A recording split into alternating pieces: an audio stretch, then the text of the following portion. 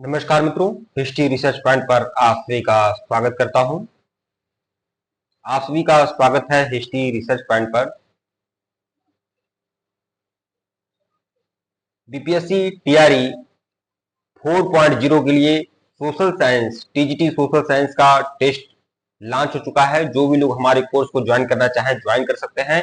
History research point का application भी launch है। आप लोग एप्लीकेशन को भी डाउनलोड कर लीजिएगा, लिंक डिस्क्रिप्शन में दिया गया है एप्लीकेशन का। आप सभी लोग एप्लीकेशन को बिल्कुल डाउनलोड कर लें। वहां पर आप लोग को BPSC TRE TGT PGT social science TGT social science का भी, जूनियर सोशल साइंस का भी और पीजीटी इतिहास का भी कंप्लीट तैयारी आप लोग को देखने को मिलेगा। Handwritten notes, PPT notes, lectures, video सब कुछ आप लोग को उपलब्ध मिलेगा। तो जो भी लोग हमारे कोर्स को ज्वाइन करना चाहते हैं, हिस्ट्री रिसर्च पॉइंट के एप्लीकेशन को डाउनलोड कर लीजिएगा, लिंक डिस्क्रिप्शन में दिया गया है और आप लोग प्ले स्टोर से भी डाउनलोड कर सकते हैं। 8318397216 हमारा ऑफिशियल व्हाट्सएप नंबर है। मैसेज करके जानकारी प्राप्त कर सकते हैं। कंप्लीट कोर्स की जो फीस है वो 1499 का है। BPSC TRE TGT social science history test 1 आज से टेस्ट में शुरू कर रहा हूं और बहुत ही बढ़िया बेहतरीन टेस्ट होगा आप लोगों के लिए। टीजीटी सोशल साइंस की जितनी भी तैयारी आप लोगों को कराई जाएगी बहुत ही ज्यादा महत्वपूर्ण रहेगी। ठीक है, तो इसे बिल्कुल इग्नोर मत करिएगा, परीक्षा होने तक इसे बिल्कुल देखते रहिएगा। आइए शुरुआत करते हैं।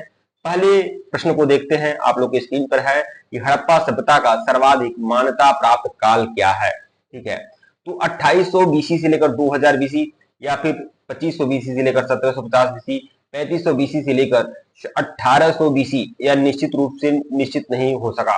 ठीक है, तो इसमें जो सबसे निकट का जो विकल्प है वह है 2500 बीसी से लेकर 1750 बीसी। इसमें विकल्प एक जो होगा वह आपका सही होगा। ठीक है, विकल्प ए।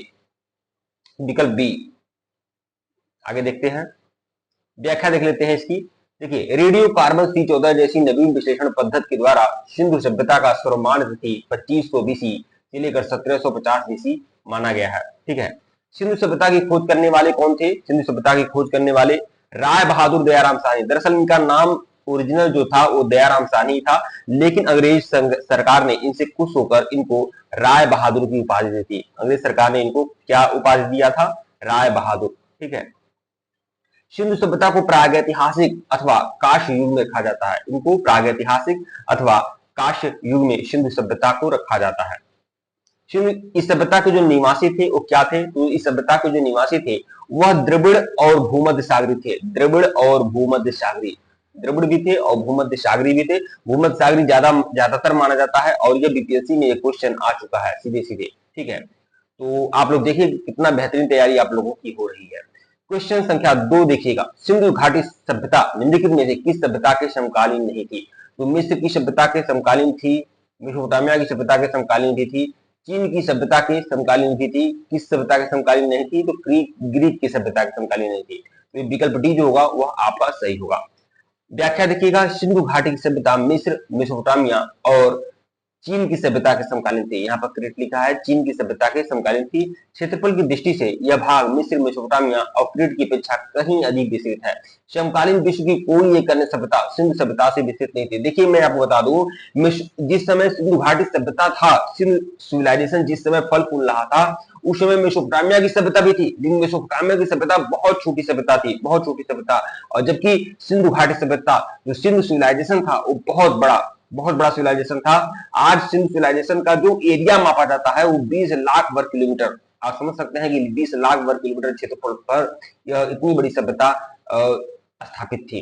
ठीक है, तो बहुत बड़ी सभ्यता थी, बहुत बड़े क्षेत्रफल पर इस सभ्यता का विस्तार था। वहीं मेसोपोटामिया की सभ्यता बहुत कम क्षेत्र था उसका। ठीक है, देखिए मेसोपोटामिया की सभ्यता को हम सुमेरिया की सभ्यता भी बोलते हैं। तो सुमेरियन में सैंथोस जैसी सभ्यता के बर्तन, मोहरे और चूल्हे मिले हैं।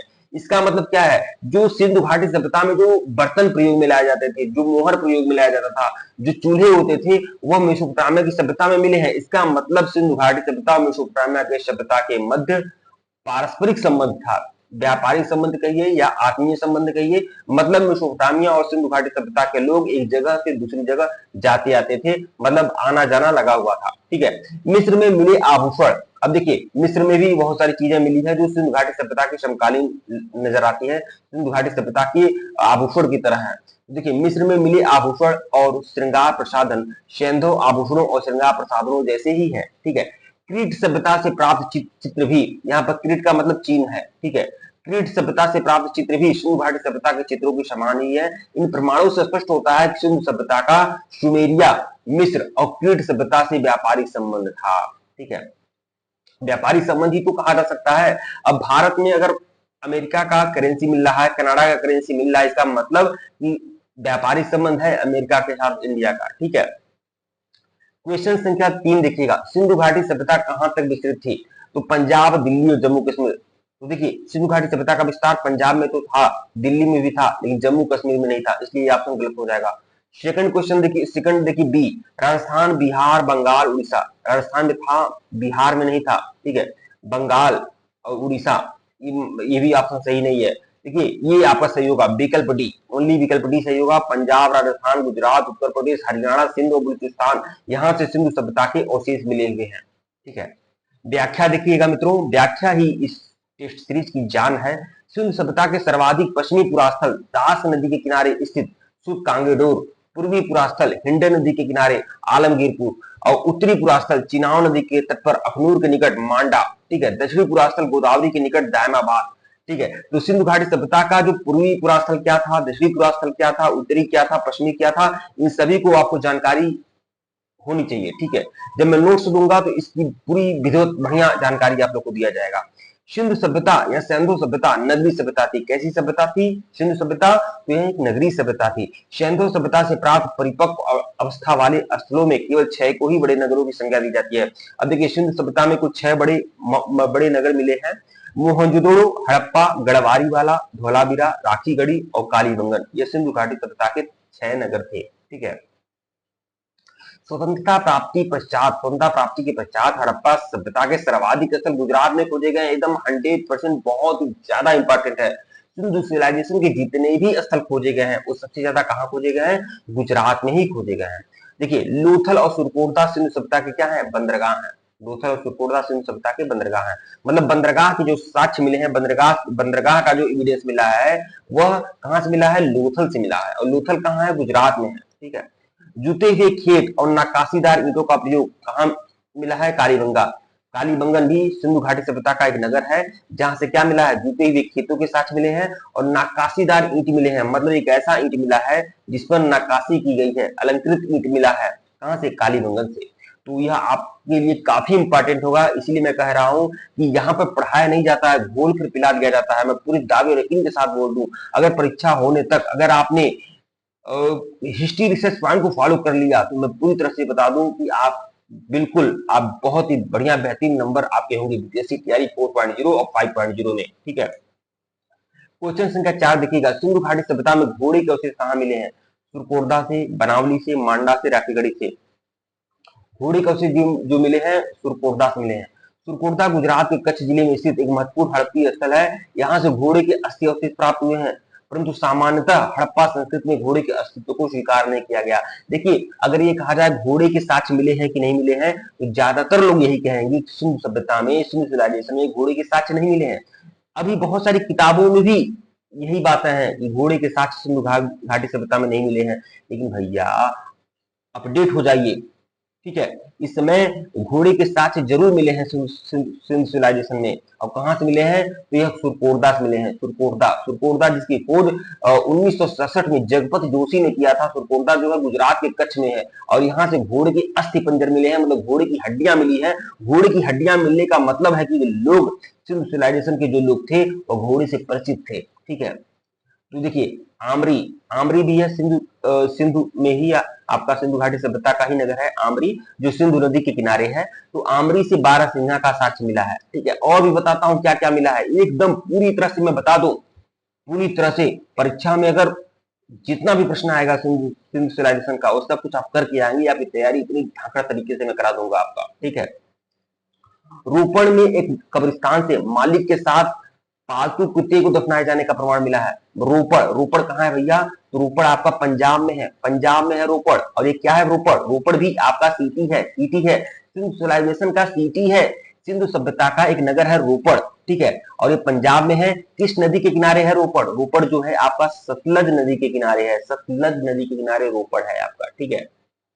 और यहाँ से क्या, यहाँ पर मालिक को तो दफनाया गया है, मालिक के साथ साथ उसके पालतू कुत्ते को भी दफना दिया गया है। मतलब सिंधु सिविलाइजेशन के जो लोग थे वो पारलौकिक जीवन में विश्वास करते थे, मालिक मर गया था और उसका कुत्ता था, ठीक है। तो मालिक ऐसा सोचता था या मालिक के घर वाले ऐसा सोचते थे कि कुत्ते को भी दफना दिया जाए, ताकि परलोक में मालिक के साथ कुत्ता भी जाएगा, ठीक है। सुरकोटदा से, अब देखिए सुरकोटदा जो गुजरात के कच्छ में है, सभ्यता का एक नगर है, यहाँ से एंटीमनी की छड़ प्राप्त हुई है, एंटीमनी की छड़ प्राप्त हुई है। सुरकोटदा की खोज कब हुआ था? 1964 में जगपत जोशी ने इसकी खोज किया था, ठीक है। प्रश्न 5 देखिएगा, सिंधु घाटी स्थल कालीबंगन किस प्रदेश में है? कालीबंगन जो है भैया कहाँ है, किस राज्य में है? तो राजस्थान में है कालीबंगन, ठीक है। व्याख्या देखिएगा, व्याख्या इस टेस्ट सीरीज की जान है, मैं पूरी तरह से बता दूं। अगर आप भटक रहे हैं, कहीं भी भटक रहे हैं, तो बिल्कुल मत भटकिए। हिस्ट्री रिसर्च पॉइंट आप लोगों की तैयारी बहुत ही धाकड़ तरीके से कराएगा और परीक्षा में बिल्कुल 100% बेहतरीन परिणाम आपको देखने को मिलेंगे। व्याख्या देखिएगा, कालीबंगन राजस्थान के हनुमानगढ़ जिले का एक प्राचीन ऐतिहासिक स्थल है। कालीबंगन क्या है? सिंधु सभ्यता का ही नगर है, ठीक है। और ये कहाँ है? राजस्थान में है। राजस्थान के किस डिस्ट्रिक्ट में है? तो हनुमानगढ़ जिले में है, ठीक है। यहाँ हड़प्पा सभ्यता के बहुत दिलचस्प और महत्वपूर्ण अवशेष मिले हैं। कालीबंगन एक छोटा नगर था, यहाँ एक दुर्ग मिला है, प्राचीन दृश्यदती, देखिए यह कालीबंगन जो है दृश्यदती नदी के किनारे है। तो दृश्यदती तो पुराना नाम है, इस समय इसका क्या नाम है? घग्गर। घग्गर इसका पुराना नाम है, इस समय आधुनिक नाम घग्गर है। तो घग्गर नदी को प्राचीन समय में दृश्यदती कहा जाता था, ठीक है। और कहा कालीबंगन जो है यही घग्गर नदी के किनारे है, ठीक है। सरस्वती नदी घाटी वर्तमान में घग्गर नदी का क्षेत्र में सिंधु सभ्यता से प्राचीन कालीबंगन की सभ्यता पल्लवित और पुष्पित हुई थी। देखिए कालीबंगन से क्या मिला है? प्राक प्राक सैंथो सभ्यता के अवशेष कहां से मिले हैं? कालीबंगन से।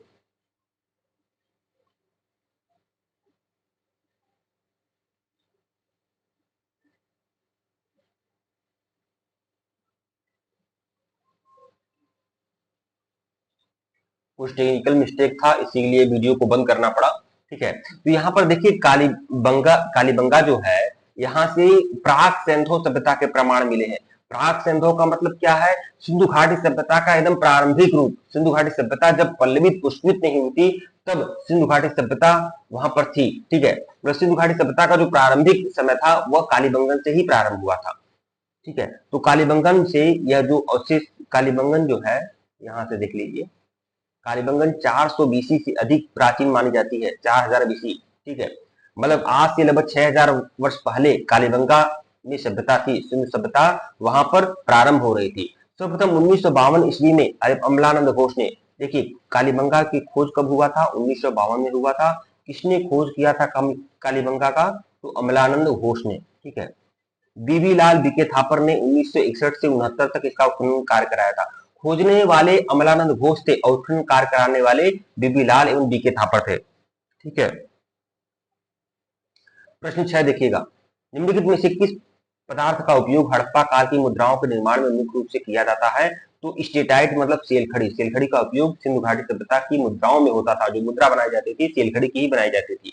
व्याख्या देखिएगा, हड़प्पा काल की मुहर जो थी वो कैसी थी? वर्गाकार थी, वर्गाकार थी हड़प्पा काल की मुहर और सेलखड़ी की बनी होती थी। मुहरों में जो सर्वाधिक संख्या में जिस पशु का अंकन था वह एक श्रृंगी पशु था। एक श्रृंगी पशु मतलब उसका केवल एक ही सिंह था, ठीक है, उस पशु का, ठीक है। तो मुहरों में सर्वाधिक संख्या में एक श्रृंगी पशु का अंकन था और मुहर जो थी किसकी थी? सेलखड़ी की बनी हुई थी, स्टेटाइट की बनी हुई थी। मुहर का जो आकार था वो कैसा था?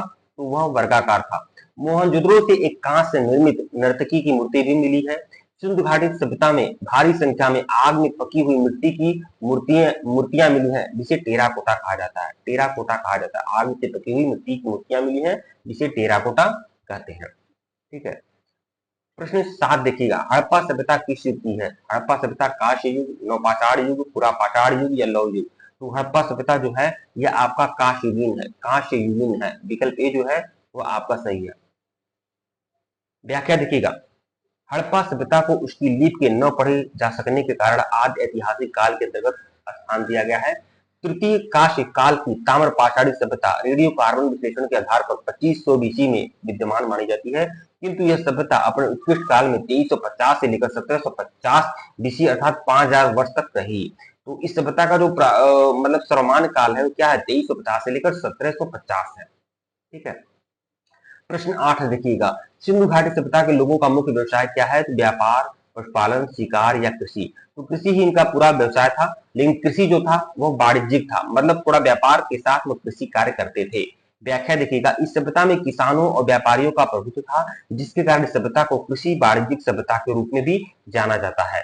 हड़प्पा सभ्यता में अनेक फसल की खेती होती थी, अनेक फसलों की खेती होती थी, जिसमें गेहूं और जौ प्रमुख थे। हड़प्पा सभ्यता में गेहूं और जौ की खेती होती थी। ठीक है। वैसे बहुत सारे 9 प्रकार के फसलों के साक्ष्य मिलते हैं कि सिंधु घाटी सभ्यता में 9 प्रकार के फसलों की खेती होती थी। गेहूं, जौ, धान, तिल, सरसों, ज्वार, बाजरा, मक्का ऐसे होती थी। ठीक है। लेकिन गेहूं और जौ जो था वो प्रमुख था। और सबसे पहले आपको बता दूं, विश्व में, पूरे विश्व में जो सबसे प्राचीन गेहूं की खेती के जो साक्ष्य मिले हैं वह सिंधु घाटी सभ्यता से ही मिले हैं। सिंधु घाटी सभ्यता के सुलेमान और कृथर पहाड़ियों के निकट गेहूं की खेती होती थी, मेहरगढ़ में। ठीक है। तो देखिए, चावल का प्रयोग हड़प्पा काल में सीमित मात्रा में होता था। चावल का प्रयोग होता था लेकिन सीमित मात्रा में होता था। रंगपुर और लोथल से, देखिए रंगपुर और लोथल से चावल के दाने के प्रमाण मिले हैं। हड़प्पा वासी मेसोपोटामिया में, हड़प्पा वासी जो थे सबसे ज्यादा व्यापार अगर कहीं से करते थे वो मेसोपोटामिया से करते थे। और मेसोपोटामिया की सभ्यता के लोग हड़प्पा को क्या कहते थे, मेलुहा, मेलुहा शब्द का प्रयोग करते थे। मेलुहा, मेलुहा कहा करते थे हड़प्पा सभ्यता को मेसोपोटामिया के लोग। चांदी का प्रयोग भारत में प्रथम बार कब हुआ, कब किया गया था, हड़प्पा वासियों के द्वारा किया गया था। चांदी का प्रयोग सबसे पहले हड़प्पा वासियों के द्वारा भारत में किया गया था। चेस यानी शतरंज की शुरुआत भी हड़प्पा वासियों द्वारा शुरू की गई थी। कपास को यूनानी लोग क्या कहते थे, कपास को यूनानी लोग सिंडन कहा करते थे। सिंडन कहा करते थे। सिंडन क्यों कहते थे, क्योंकि कपास जो होता था वो कहां से आता था, सिंधु घाटी सभ्यता से आता था। इसीलिए सिंधु घाटी सभ्यता पर ही इस कपास को क्या कहते थे यूनान के लोग, सिंडन कहते थे। मतलब जो सिंध देश से आ रहा है वह सिंडन है, ऐसा वह कहा करते थे। प्रश्न संख्या 9 देखिएगा, हड़प्पा सभ्यता के निवासी जो थे क्या थे, ग्रामीण थे, शहरी थे, यावर खानाबदोश थे या जनजाति थे। तो बिल्कुल आप जानते हैं शहरी थे हड़प्पा सभ्यता के लोग। ठीक है। तो हड़प्पा सभ्यता शहरी सभ्यता थी। भारत का प्रथम नगरीकरण हड़प्पा सभ्यता द्वारा शुरू किया गया था। भारत में द्वितीयकरण, शहरीकरण गंगाधारी में 6वीं शताब्दी ईसा पूर्व में शुरू किया गया था। 600 बीसी में द्वितीय नगरीकरण। देखिए पहला जो नगरीकरण किया गया था वह हड़प्पा, पहला जो नगरीकरण किया गया था वो सिंधु घाटी सभ्यता में किया गया था। सिंधु घाटी सभ्यता के समय द्वितीय नगरीकरण जो हुआ था वो बुद्ध और महावीर के काल में हुआ था, 600 बीसी में। वैदिक सभ्यता जो थी, वैदिक सभ्यता जो थी ग्रामीण सभ्यता थी। यायावर खानाबदोश व्यवस्था मानव के प्रारंभिक काल को दर्शाता है, प्रारंभिक काल को दर्शाता है। ठीक है। मतलब खानाबदोश जो जीवन था वह प्रारंभिक काल था। ठीक है। मतलब आदमी जब कुछ नहीं करता था तो खानाबदोश की तरह इधर उधर टहलता था। शहर होने के लिए प्रथम शर्त क्या है, देखिए किसी भी जगह को शहर शहर तब कहा जाता है जब वहां की 75% आबादी सीधे गैर कृषि कार्य में संलग्न हो, उसे शहर कहा जाता है। ठीक है। तो पहली शर्त तो है कि अतिरिक्त उपज होना अनिवार्य है, मतलब खेती में अतिरिक्त उपज, मतलब खेती के अलावा अन्य माध्यम से अगर धन का अर्जन वहां के लोग कर रहे हैं उसे शहर कहा जा सकता है। और 75% आबादी गैर कृषि कार्य में संलग्न हो, शहर उसे कहेंगे जहां 75% मानव जनसंख्या गैर कृषि कार्य में संलग्न हो। हड़प्पावासी अर्थव्यवस्था कृषि अधिशेष, पशुपालन, उन्नत हस्तशिल्प और समृद्ध आंतरिक एवं बाह्य व्यापार पर, बाह्य व्यापार पर आधारित था। ठीक है। तो वहां पर क्या था, कृषि अधिशेष, पशुपालन भी होता था, वाणिज्य भी था, हस्तशिल्प भी था, लोथल और चन्हुदोड़ों में कारखाने होते थे। ठीक है। मनका बनाने कारखाने होते थे।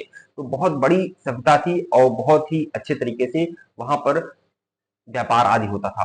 प्रश्न संख्या 10 देखिएगा, इस सीरीज का सबसे आखिरी प्रश्न, सिंधु सभ्यता के घर किसके बनाए जाते थे, ईंट से, बांस से, पत्थर से या लकड़ी से। तो सिंधु घाटी सभ्यता के जो घर बनाए जाते थे वह कैसे बनाए जाते थे, यहाँ से ईंट से बनाए जाते थे। सिंधु घाटी के घर मुख्यतः ईंट से बनाए जाते थे। लकड़ी का घर भी के घर का भी प्रयोग सिंधु घाटी सभ्यता के लोग करते थे। ठीक है। ईंट धूप में सुखाया हुआ, आग के द्वारा पकाया हुआ प्रयोग होता था। ईंट का जो प्रयोग करते थे वह पके हुए ईंट का प्रयोग करते थे, चाहे उसे धूप में सुखाया गया हो या आग में पकाया गया हो। ईंट का का जो अनुपात होता था बहुत ही ज्यादा महत्वपूर्ण है। ईंट का जो अनुपात होता था 4:2:1 के अनुपात में ईंटें होती थी। ईंट का प्रयोग अनेक आकार का होता था। देखिए कहीं कहीं गोल ईंटें मिली हैं, कहीं कहीं चौकोर ईंटें मिली हैं, कहीं आयताकार ईंटें मिली हैं, ठीक है, आयताकार ईंटें मिली हैं, कहीं कच्ची ईंटें भी हैं, कहीं पक्की ईंटें हैं, लेकिन पक्की ईंटों का प्रयोग ज्यादातर होता था, ठीक है। कहीं कहीं ईंटों में नक्काशी की जाती थी, अलंकृत ईंटें मिली हैं। तो अनेक अनेक प्रकार की ईंटें सिंधु घाटी सभ्यता में प्रयोग में लाई जाती थी। अलंकृत ईंट का जो प्रयोग किया गया था वो कालीबंगन में किया गया था। अलंकृत का मतलब नक्काशीदार ईंटें, ठीक है। सिंधु घाटी सभ्यता का जो सबसे पूर्वी सीमा है वो मेरठ के हिंडन नदी के तट पर आलमगीरपुर है, ठीक है। ऐसे मान लीजिए कि सिंधु घाटी सभ्यता का जो इधर आपका यह आपका उत्तरी सीमा है, या आपका दक्षिणी सीमा है, या आपका पूर्वी सीमा है, और ये आपका पश्चिमी सीमा है, ठीक है, ऐसे था। तो सिंधु घाटी सभ्यता का जो सबसे पूर्वी सीमा है वो मेरठ की हिंडन नदी के तट पर आलमगीरपुर था, ठीक है। ठीक है मित्रों, वीडियो को लाइक और चैनल को सब्सक्राइब करेगा, धन्यवाद आप लोग को। अगर इसके पहले का वीडियो नहीं देखे हैं तो प्लेलिस्ट में जाइएगा, देखिएगा, हालांकि यह पहला वीडियो है, ठीक है।